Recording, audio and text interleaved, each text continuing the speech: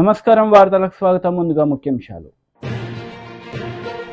AP విద్యాశాఖ మంత్రి Botsa Satyanarayana press meet, పలు అంశాలపై వివరణ.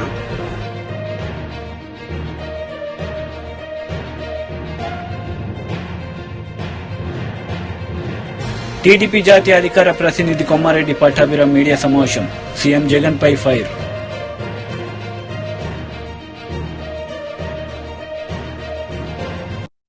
రాష్ట్ర ప్రభుత్వ నిబంధనలు తుంగలో తొక్కుతూ ప్రైవేట్ కళాశాలలు ఇష్టారాజ్యంగా సెలవు రోజుల్లో తరగతులు నిర్వహించడం దుర్మార్గమైన చర్య అని ఎస్ఎఫ్ఐ తెలంగాణ రాష్ట్ర కమిటీ సభ్యులు రమేష్ తీవ్రస్థాయి విరుచుకుపడ్డారు.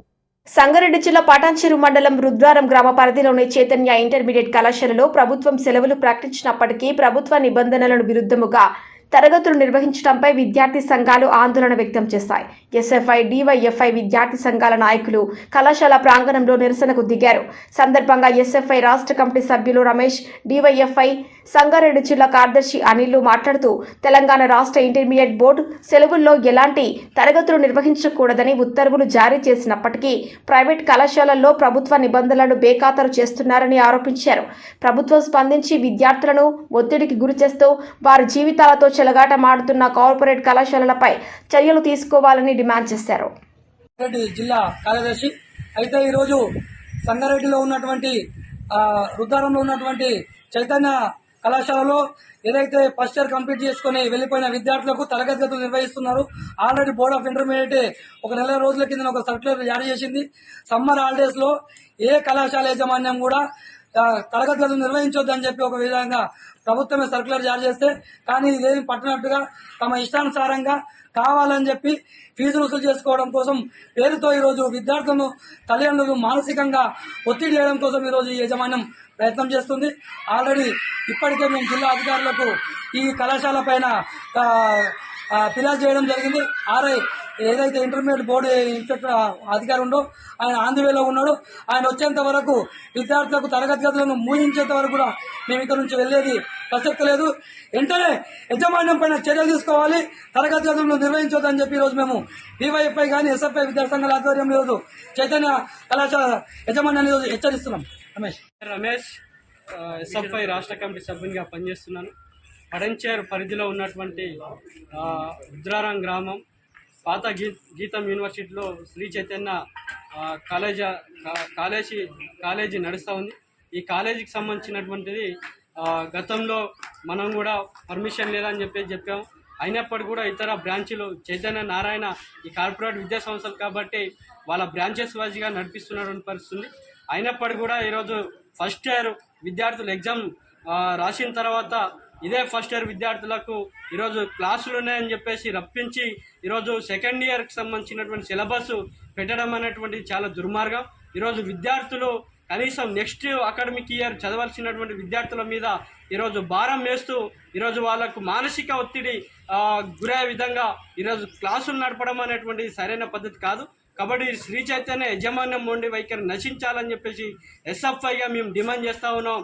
ఈరోజు ఏదైతే next academic year second year ఉన్నటువంటి విద్యార్థులు ఈరోజు 50% ఫీజు కడితేనే ఇక్కడ ఉండాలని చెప్పేసి ఏదైతే రూల్స్ ఇక్కడ వాళ్ళకి డిమాండ్ చేసి రూల్స్ ప్రకారం 50% కట్టాలని చెప్పేసి ఏదైతే ఒత్తిడి చేస్తున్నారో ఆ ఒత్తిడి ప్రకారం ఈరోజు పేరెంట్స్ 50% వరకు ఈరోజు నెక్స్ట్ అకాడమిక్ ఇయర్ సంబంధించిన ఫీజు కూడా కట్టించుకోవడం అనేటువంటి చాలా దుర్మార్గం.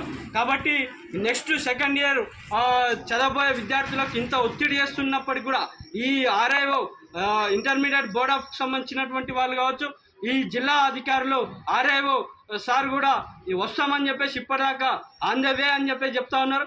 కనీసం మన పిల్లలు ఇప్పటికీ అమీన్పూర్ కావచ్చు, ఇక్కడ సంగారెడ్డి కావచ్చు, అనేక చోట్ల కూడా ఈరోజు వాళ్ళ యొక్క సమస్యలు ఫుడ్ బాగాలేదని చెప్పేసి రకరకాల సమస్యలతో బయటకు వస్తున్నటువంటి పరిస్థితి. ఈ ఘటన అమీన్పూర్లో చూసాం. ఇక్కడ కూడా విద్యాశాఖ మంత్రి బొత్స సత్యనారాయణ మీడియా సమావేశం నిర్వహించారు. ఈ సందర్భంగా పలు అంశాలపై ఆయన మాట్లాడారు. ఒక్కో జిల్లాకు కప్పు పెట్టి వాళ్ళతో చేయించుకోండి, మార్గదర్శి టీం వేసినండి ఉండరు కదా, మార్గదర్శి అందరూ పనిచేస్తూ ఉండరు కదా, బ్యాంకులో హ్యాండ్ చేసినండి. ఇందుకు ఐఏఎస్ ఆఫీసర్లు, ఐపీఎస్ ఆఫీసర్లు అది చూసుకుంటారు ఒక్కో జిల్లా కింద. చెప్పండి బ్రదర్, మేమేమైనా చెప్పండి. సత్యబాబు గారు ఇంత ప్రశ్న పెట్టారు, ఇలా చెప్పారు, మన భారతదేశంలో వేస్తే బ్రహ్మాండంగా పాపం చేస్తారు మీకు అది జనం నీరు చీల్చి కొట్టేస్తారు తప్పు చేస్తే. ఎలక్షన్లో అది కూడా తెలుసు కదా, ఒక బూత్ తప్పు జరిగితే ఆ ఊళ్ళో టింగ్ ఎలా ఉండదు తెలుసు కదా, వాటిలో ఎలా ఉండదో తెలుసు కదా. దయచేసి చూడమండి, మేమండి రకండి ఆడపడుతుంది మేమండి. ఇదో వీళ్ళు పట్టుకోలేదని చెప్పు, మా ఓ 25 మంది 25 మంది 50 మంది ఏంటిది అంటే, మీరు అధికారంలో ఉన్నప్పుడు మీ మీద ఎవరికి బ్రీఫ్ లేదు, అధికారులు మీ మీద నమ్మకలేదు, మీకు అధికారుల మీద నమ్మకం లేదు. మాకు అందరూ ఉంది రాష్ట్రంలో, ఎక్స్పైజ్ లేదు. ఈ రాష్ట్ర ప్రభుత్వం పనిచేసిన అధికారులు అందరూ ప్రభుత్వ అధికారులు అందరూ.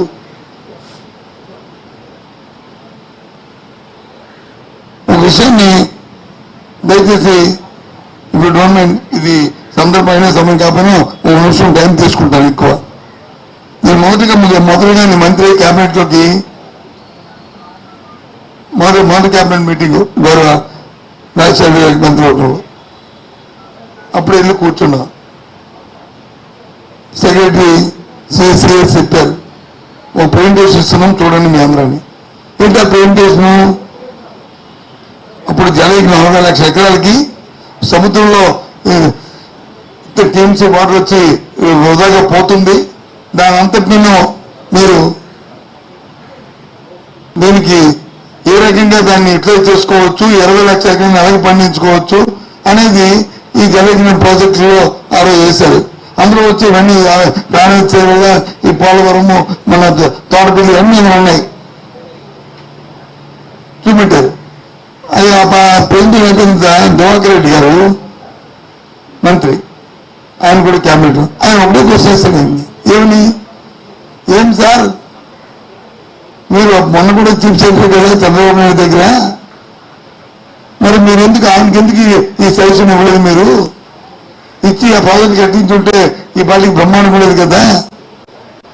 180% మంది వ్యవసాయం ఆధారపడిన మన రైతులందరికీ బ్రహ్మాండంగా పంట ప్రొడక్టివిటీ పెరిగేది కదా, రైతాంగం బాగుండేది కదా అని అడిగాడు. సిఎస్ మానకంద గారు చెప్పారు, మంచి క్వశ్చన్ ఇస్తారు సార్, సబ్మిషన్ సార్ నాకు 1 minute టైం ఇవ్వండి ముఖ్యమంత్రిని అడిగి చెప్పాడు. సార్ ప్రజాస్వామ్యంలో ప్రతి 5 సంవత్సరాలకు ఎన్నికలు జరుగుతుంటాయి. ఈ డెమోక్రసీలో 5 సంవత్సరాలు ఎన్నికలు జరిగిన ప్రజల ఆకాంక్షతో ప్రభుత్వాలు వస్తాయి. మీరు ప్రజలకు ఎన్నో వాగ్దానాలు చేస్తారు, దాంతో పాటు మీ ఆస్పిరేషన్స్ ఉంటాయి. ఈ రకంగా చేస్తే బాగుంటుంది, ఈ రకంగా చేస్తే బాగుంటుంది. ఆ విషయాలు మాకు మీరు చెప్తారు, మొత్తం షేర్ చేసుకుంటారు. మేము వాటికి రాజ్యాంగబద్ధంగా చట్టబద్ధంగా దానికి వచ్చి ప్లాన్ తయారు చేసి మీకు ఇస్తాం. రాజ్యాంగాన్ని కానీ చట్టాన్ని కానీ డీవోట్ అవ్వకుండా ఇస్తాం. ఏ చట్టం కూడా రాజ్యాంగ స్ఫూర్తితో ఉండాలి, చేస్తాం తప్ప మా ఆలోచన మాకు ఉండదు. కాబట్టి ఆ రోజు ఉన్న చంద్రబాబు నాయుడు ఈ ట్యాంక్ బండ్ ఎలా బాగు చేయాలా, ఈ పక్కన ఉన్న మొడపాటికి నాకు కట్టాలని అడిగాడు. ఆయన చూపెట్టాం, బ్రహ్మాండం తయారు చేస్తాం. చూడండి బయటికి వెళ్ళి. ఇవాళ రాజశేఖర గారు వచ్చారు, మాకు అలా కాదు, మాకు వ్యవసాయం మీద మాకు ప్రత్యేక ఫోకస్, మాకు ఈ నీరు వదిలిపోతుందని మనం చదువుతున్నాం, తెలుసుకుంటున్నాము. మరి దీన్ని ఏ విధంగా నడుపుతున్నా ఆయన అడిగాడు, దానికి యాక్సిడెంట్ అయితే ఇచ్చాం. మీ నాయకుడిని, మీ తాలూకా నాయకత్వం వచ్చి మీ క్యాబినెట్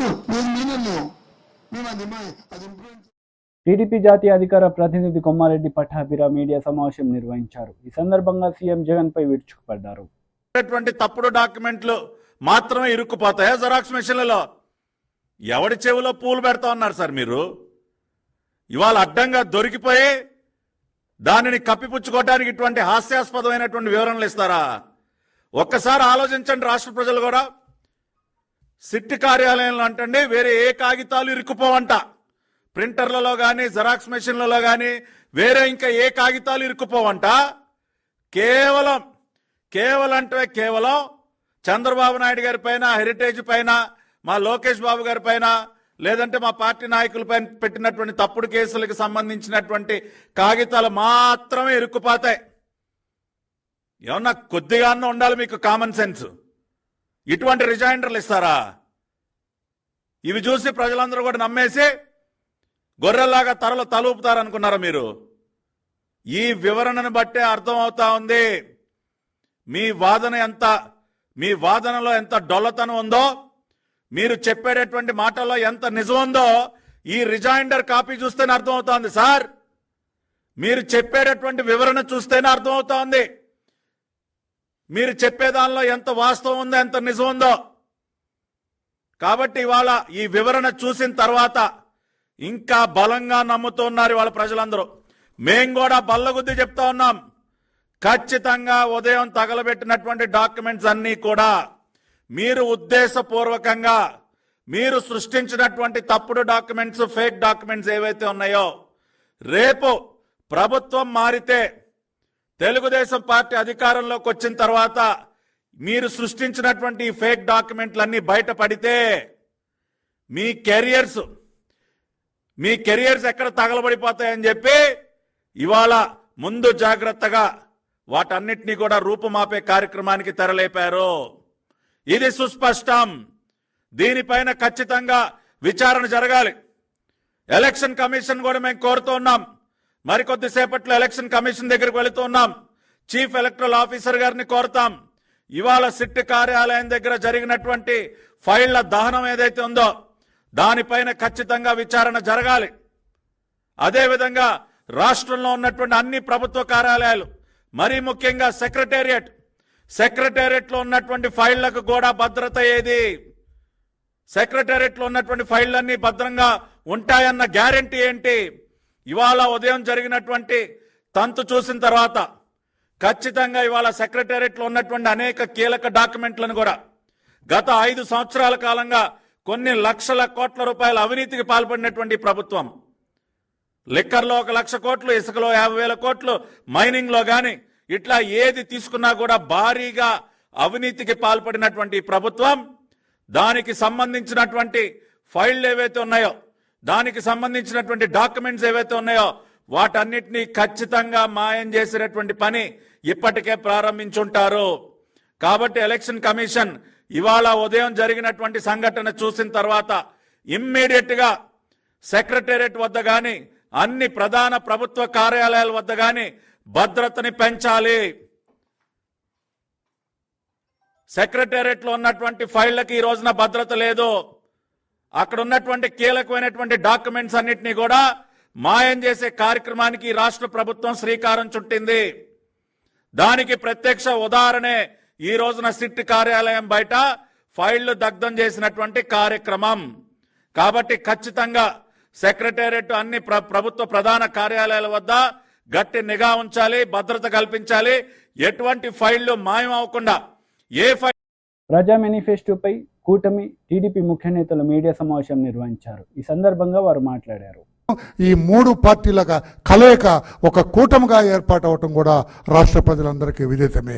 ఈ కూటమి ఉద్దేశం ఒక రాక్షసుని రాష్ట్రం నుంచి తరిమి కొట్టడం కోసం, ఒక రాక్షస పరిపాలన ఈ రాష్ట్రం నుంచి తరిమి కొట్టి ఒక ప్రజా సంక్షేమ పరిపాలన, ఒక ప్రజా పరిపాలన, ఇంకా ప్రజలందరికీ అర్థమయ్యే రీతిలో ఒక రామరాజ్యాన్ని స్థాపించటం కోసం, విశ్వవిఖ్యాత నట సార్వభౌముడు స్వర్గీయ నందమూరి ఆశయాల ప్రకారం ప్రజా పరిపాలన కొనసాగించడం కోసం ఈ 3 పార్టీల కూటమి ఏర్పాటైన విషయం కూడా మీ అందరికీ విదితమే. ఇదొక ప్రజా ఆకాంక్ష, ఇది ప్రజల కోరికది. ఆ రాక్షసుని తరిమి కొట్టడం కోసం మేము కూడా ఈ మహాయజ్ఞంలో పాలుపంచుకుంటామని రాష్ట్ర ప్రజలందరూ ముందుకొస్తున్న నేపథ్యాన్ని కూడా ఇప్పుడు గమనిస్తున్నాం.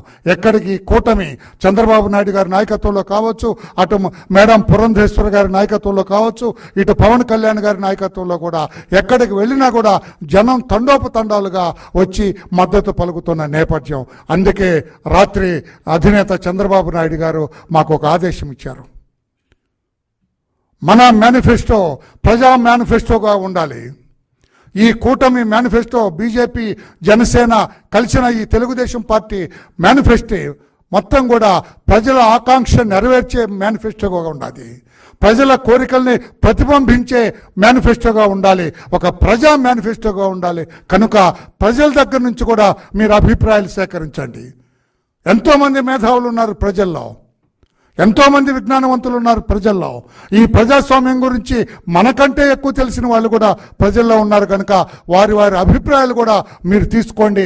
అందుకే ఒక టోల్ ఫ్రీ నంబర్ పెట్టండి, వాట్సాప్ నంబర్ ఇది. ఈ నంబర్ కొడితే వాట్సాప్లో మీరు పంపేవన్నీ కూడా రికార్డ్ అయిపోతుంది, మీ వాయిస్ రికార్డ్ అయిపోతుంది. తప్పకుండా దానికి ఒక టీం పెట్టారు ఇక్కడ మా ఆఫీసులో. ఆ మేనిఫెస్టో కమిటీ మీ అభిప్రాయాలను కూడా వాళ్ళు పరిగణలోకి తీసుకుంటారు. అది ఏదైనా ప్రజా ఆమోదమైన అభిప్రాయం, ప్రజలకు ఉపయోగపడే అభిప్రాయం, ప్రజా మేనిఫెస్టోకి ఉపయోగపడే అభిప్రాయాన్ని మీరు వ్యక్తం చేసినట్లయితే దాన్ని అత్యంత గౌరవంగా స్వీకరించడం జరుగుతుందని చెప్పి కూడా తెలియజేస్తూ, అటువంటి ఎక్కడా లేదు భారతదేశంలో. ఈనాడు ఈ కూటమి ఈ రోజున మిమ్మల్ని కోరుతూ ఉన్నది, ప్రజల్ని భాగస్వాములు చేస్తూ ఉన్నది. ప్రజలందరూ కూడా ఇందులో ఇన్వాల్వ్ అవ్వాలి. సెలెక్ట్ చేసుకుని ఎన్నుకున్న తర్వాత ఒక ప్రభుత్వాన్ని ఏర్పాటు చేసి ప్రజలకి ఏది మంచి, ప్రజలకి ఏది అవసరం అని ఆలోచించి చేసేదే ప్రజాస్వామ్యంలో ఒక ప్రజాప్రభుత్వం అవుతుంది. ప్రస్తుతం ఆంధ్ర రాష్ట్రంలో పెద్దలు చెప్పినట్లుగా ఒక రాక్షస క్రీడలాగా ఒక రాక్షస ప్రభుత్వం నడుస్తూ ఉంది. కనుకనే ఈ రాష్ట్రాన్ని రక్షించుకోవాలనే ఆలోచనతో ముగ్గురు పార్టీల పెద్దలు కూడా ఒక నిర్ణయం తీసుకుని రేపు 24 ఎలక్షన్కి రాబోవడం జరుగుతుంది. దీనికి గాను ప్రజల చేత ఎన్నుకోబడినటువంటి ప్రభుత్వం ప్రజల కోసమే పనిచేయాలి అనే ఒక ఆలోచనతో ప్రజలకి ఏది అవసరమో ఆ పనులు చేయటం కోసం అని చెప్పేసి ఒక మంచి ఆలోచనతో ఇవాళ మా కూటమి ప్రజా మేనిఫెస్టో అని ఒక వాట్సాప్ నెంబర్ ఒకటి రిలీజ్ చేస్తూ ప్రజల నుంచి వచ్చినటువంటి అత్యధిక శాతం ఏదైతే ఉంటుందో దానినే మేము మేనిఫెస్టోలాగా చేసి మళ్ళా తిరిగి ప్రజలకు మంచి చేయాలనే ఒక మంచి ఆలోచనతో ఇవాళ మా పార్టీ పెద్దలు తీసుకున్నటువంటి నిర్ణయాన్ని ఇవాళ మేమందరం కూడా ఇక్కడ ప్రజలకి వివరించడం జరుగుతుంది, తెలియపరచడం జరుగుతుంది.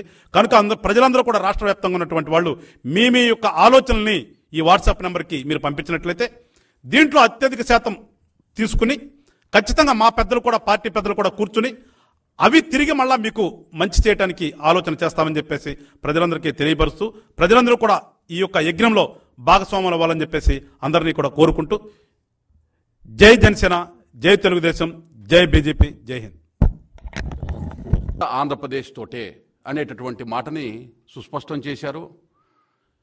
డబుల్ ఇంజిన్ సర్కార్, కేంద్రంలో మోడీ గారు, రాష్ట్రంలో నారా చంద్రబాబు నాయుడు గారు ప్రభుత్వంలోకి వచ్చి ఏదైతే అభివృద్ధికి వెనకబడిపోయి అరాచక విధ్వంసకర పాలన జరుగుతుందో, ఒక నరకాసురుడు, ఒక రావణాసురుడు, ఒక దుర్యోధనను తలపించేటటువంటి పాలన చేస్తున్నటువంటి జగన్మోహన్ రెడ్డి గారి యొక్క పాలనని చరమగీతం పాడేటటువంటి విధంగా ప్రజారంజకమైనటువంటి సంక్షేమ అభివృద్ధి జోడెద్దుల యొక్క ఫలాలతోటి ఈ రాష్ట్రాన్ని అభివృద్ధి పదంలోకి ముందుకు తీసుకెళ్లాలి అనేటటువంటి భావనను వ్యక్తపరచడం జరిగింది. దానిలో భాగంగా ఇవాళ ప్రజల యొక్క సమస్యలు, ప్రజల యొక్క బాధలు ఏ అయితే ఉన్నాయో వాటిని ప్రజల వద్దకే వెళ్ళి ప్రజల దగ్గర నుంచి ఆ సమాచారాన్ని సేకరించి ప్రజలకి కావాల్సినటువంటి వాస్తవ అవసరాలు ఏవైతే ఉన్నాయో వాటన్నిటిని తీర్చడానికి ఈ యొక్క కార్యాచరణ తీసుకున్నట్టు మాకైతే అర్థమవుతా ఉంది. ఇందులో ప్రతి ఒక్కరూ కూడా ఆంధ్రప్రదేశ్లో ఉన్నటువంటి పౌరులందరూ కూడా మమేకం అవ్వాలి. ఏదైతే పదే పదే విశ్వసనీయత అని చెప్పేటటువంటి విద్రోహకమైనటువంటి విశ్వాసఘాతకానికి ట్రేడ్ మార్క్ అయినటువంటి జగన్మోహన్ రెడ్డికి బుద్ధి వచ్చేటటువంటి విధంగా రాబోయే ఎన్నికల్లో ప్రజలందరూ కూడా ఆశీర్వదించాలని. సిద్దిపేటలో బీఆర్ఎస్ పార్టీ యూత్ మీటింగ్ నిర్వహించారు. ఈ యూత్ మీటింగ్కి మాజీ మంత్రి హరీష్ రావు హాజరయ్యారు. ఈ సందర్భంగా ఆయన మాట్లాడారు.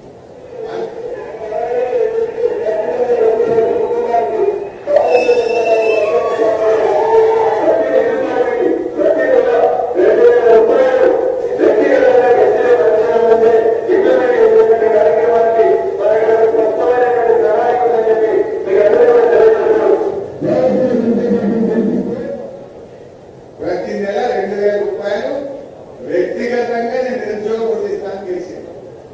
ప్రతి రైతుకు 2 రెట్లు ఒక బండి ఇస్తాను. టెక్స్టైల్ పార్క్ అన్నాడు, రైలు అన్నాడు, చాలా చెప్పి ఒక్కటన్నా చేసిందా?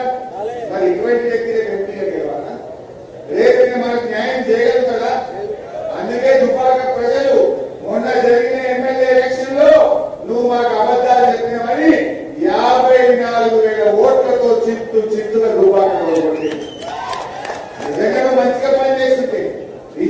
నిలబెట్టుకొని ఉంటే నేను దుబ్బాకల్ని గెలిపించకపోతా అంటే నువ్వు మాట తప్పినా కలిగిన దుబ్బాక ప్రజలు మొన్న ఎన్నికల్లో మిమ్మల్ని ఓడగొట్టి మరి అటువంటి వ్యక్తి దుబ్బాకల చెల్లని వ్యక్తి సిద్దిపేట చేస్తాడే చేస్తారా? ఇటువంటి వ్యక్తిని మనం గెలిపిస్తే న్యాయం చేయగలుగుతారా? దయచేసి చర్చ పెట్టాలి. అయినా బీజేపీ ఏమిచ్చిందే విదేశాల్లో నల్లధనం చేస్తాం 15 లక్షలు ఇస్తామన్నారు మాట్లాడే ఉద్యోగాలు వచ్చినాయి. మరి రఘునందన్ గారు చెప్పిన ఒక్క మాట అమలైనాదే. ఇవన్నీ కూడా మీకు కళ్ళ ఉన్నాయి.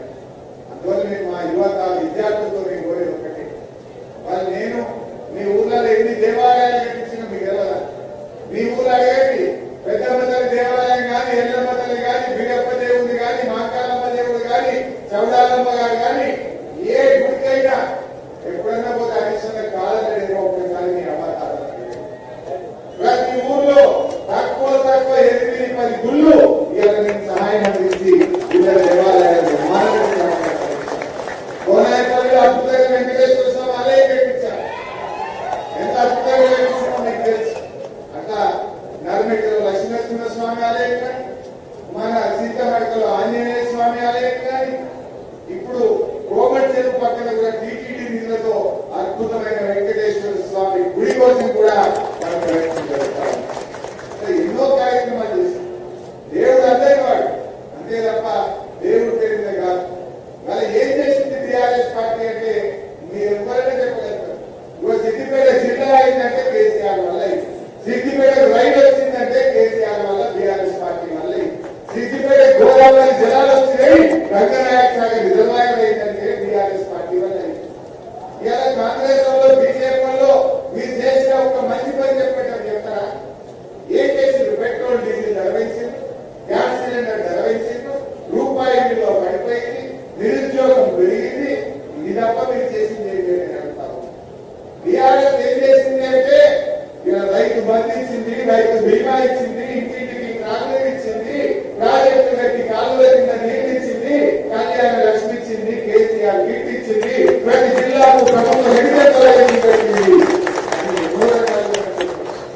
కానీ వాళ్ళు చేసింది సోషల్ మీడియాలో ఫేక్ ప్రచారం చేయడం, గోబల్ ప్రచారం చేయడం, విషపూరితమైన అబద్ధాలు చెప్పడం. ఇది తప్ప నిజంగా జరిగింది ఏంటని అడుగుతాం. నిందియాలు కొత్తగా పెట్టిండు, జిల్లాలకు తక్కువ చేస్తారు. జిల్లాలు ఎక్కువైనాయి, 33 జిల్లాలైనాయి, వీటిని తక్కువ చేస్తాము అని స్టార్ట్ చేసాం. అంటే సిద్దిపేట జిల్లా పోవాలన్నా మళ్ళా సంగారెడ్డికి పోదామా? మనం పోదామా? జిల్లాలు రద్దు చేస్తానన్న రేవంత్ రెడ్డికి మనం బుద్ధి చెప్పాలా వద్దా? జిల్లాలు రద్దు చేస్తాను. అందువల్ల రేవంత్ రెడ్డి గారు మా సిద్దిపేట జిల్లా మొత్తం నీకు కర్రు కాల్చి నోటికాడ బుక్కలు ఎంత కొట్టాంటున్నావు, మా జిల్లాలు రద్దు చేస్తా అంటున్నావు. మరి మా సిద్దిపేటలో ఎందుకు ఓటేయాలని మనం అడిగాలా వద్దా? ఇలా మెదక్ జిల్లా చేసిండు కేసీఆర్, సంగారెడ్డి జిల్లా చేసిండు, సిద్దిపేట జిల్లా చేసి అందరి ఆకాంక్షని నిజం చేసిండు, పరిపాలన దగ్గరగా తెచ్చిండు. నువ్వు ఉన్నదానికి ఖరాబ్ చేసింది. నీకు నీతి నిజాయితీ ఉంటే ఇంకా నువ్వు మాకంటే మంచిగా పనిచేయి. నువ్వు ఆనాడు ఏమన్నావు? 10,000 రైతు బంధు కేసీఆర్ ఇచ్చింది, నేనంటే 15,000 ఇస్తాను. ఇక్కడ ఇచ్చి మాట్లాడు. వాట్లకు 500 బోనస్ ఇస్తాను. వచ్చిన అది బోనస్ దుర్పిపోయి బోనస్ కూడా వడ్ల బోనస్. ఇప్పుడు యాసంగి వడ్ల BRS leader Manya Krishna press meet నిర్వహించారు. ఈ సందర్భంగా పలు అంశాలపై ఆయన మాట్లాడారు. ఇది రాస్తున్న పత్రికలు 10 లక్షల కాన్వర్జేషన్స్ ఫోన్ ట్యాపింగ్ చేసిండ్రు అని ఇది ఆరోపణ వేసారు. అంటే 10 లక్షల కోసం మళ్ళా ఏమని ఆరోపణ? దీనికోసం వార్ రూమ్స్ ఏర్పాటు చేసిర్రంట.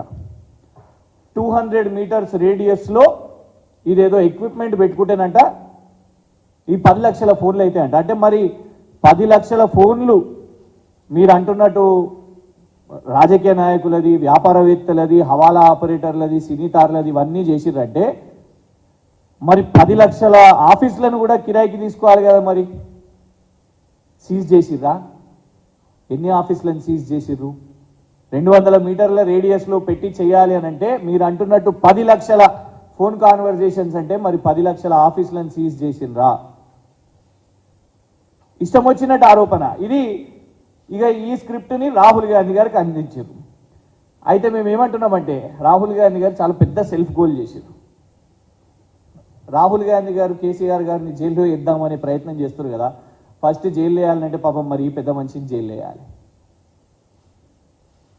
ఎవరో కాదు, రాహుల్ గాంధీ గారు ఎంపీగా ఉన్నప్పుడు, సోనియా గాంధీ గారు యూపీఏ చైర్పర్సన్గా ఉన్నప్పుడు గౌరవనీయులు మాజీ ప్రధానమంత్రి మన్మోహన్ సింగ్ గారు ప్రధాని హోదాలో ఇచ్చిన స్టేట్మెంట్ ఇది.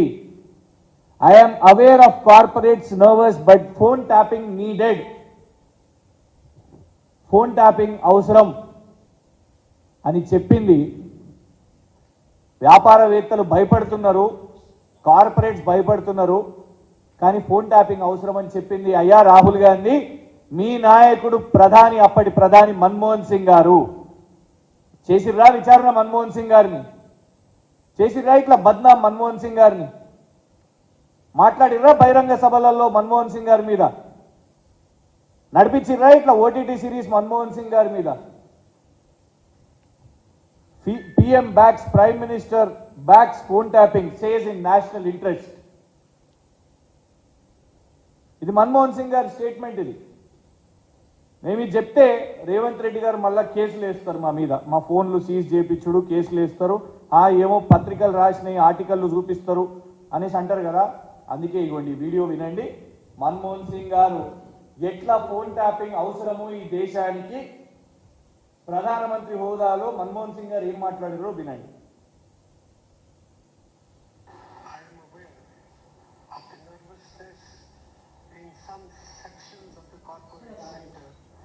Arising out of the powers conferred upon governmental authorities to tap telephones for protecting national security and preventing tax.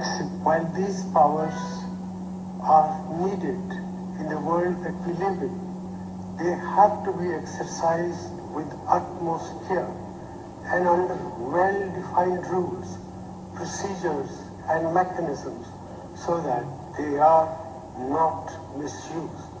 We must also look for solutions through technology to prevent access of telephone conversation to systems outside the institutional framework of government.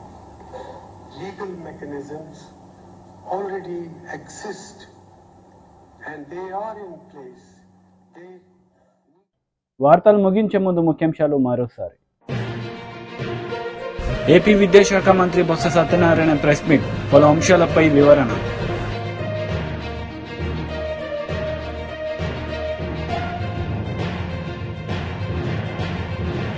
TDP జాతీయ అధికార ప్రతినిధి Kommareddy Pattabhiram media సమావేశం, CM Jagan పై fire.